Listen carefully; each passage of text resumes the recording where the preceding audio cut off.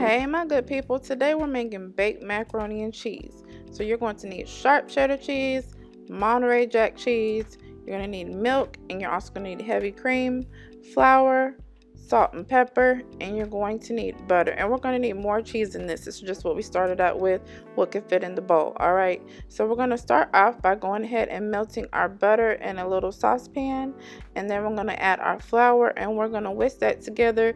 You don't want to brown it, but you want to whisk it together until your flour and your butter are all completely nice and incorporated. I waited till it had like a little bubble, and then I went ahead and added my next ingredient.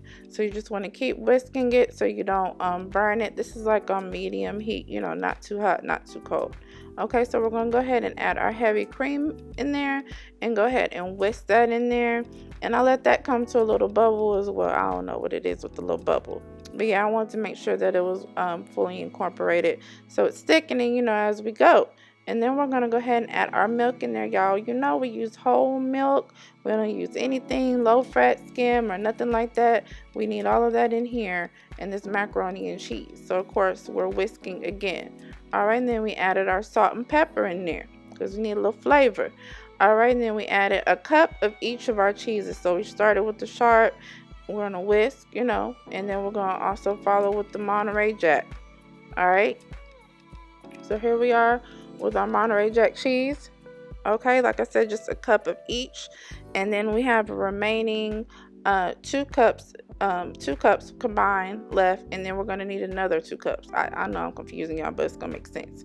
Okay, so you just want to whisk that together and get it all nice and thick and creamy and thick, right? Okay, so it's getting there. I let it bubble just a little bit, and then I went ahead and took it off. So we're about here now. All right, I just want it to get thick, but cheese will burn really quick, so you have to be careful. So we're using an old school method. We're taking a stick of butter and we're going ahead and greasing our pan. You can use a stick of butter like this. You can put your butter on a paper towel. You can use oil if you want. We're using butter here because butter gives you that little extra flavor in your macaroni and cheese too. All right.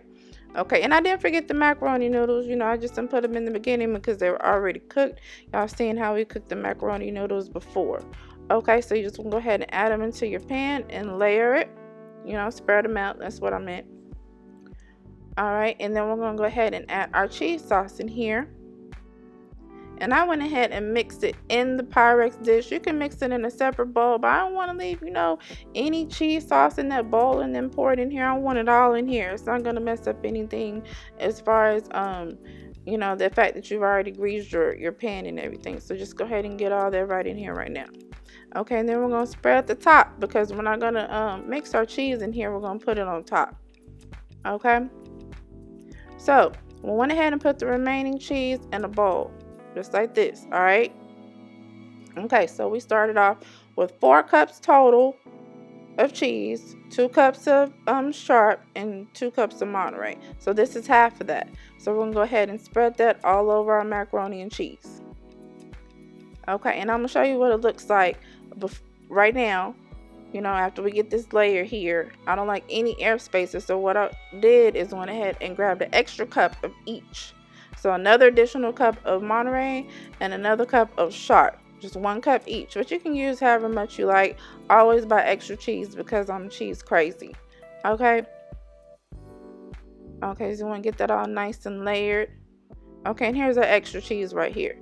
So, just put it in a bowl so I can blend it so it could be, a nice balance of both cheeses on top of this casserole. Okay, there's our last, and then we're going to go ahead and spread it. And then we're going to get ready to go ahead and put our foil on top of here because we're going to bake this in the oven on 350 degrees for about 45 minutes. Okay, get it all nice and covered and, as tight as you can get it. Okay, pop it in the oven and then you can take it out and it's good to go. You can go ahead and eat it. This is a macaroni directly out of the oven, but baby, I'm from the South. We like our macaroni and cheese brown. All right, so I'm gonna go ahead and place the macaroni back into the turn the broiler on, place the macaroni back into the oven just for a few minutes. I'm showing y'all the side and everything here, just for a few minutes to get it all nice and brown. Oh y'all, look at that, just perfect, delicious. macaroni and cheese. Y'all go ahead and try this for the holidays. This is good for Sunday dinner or anytime that you're just in the mood for macaroni and cheese. You want to make sure that you only cook your pasta al dente because it'll continue to cook in the oven. Y'all, that is it. So simple. Thank y'all again for watching this video. Please like it, share it. As always, subscribe to our channel if you haven't already, and we'll catch you next time.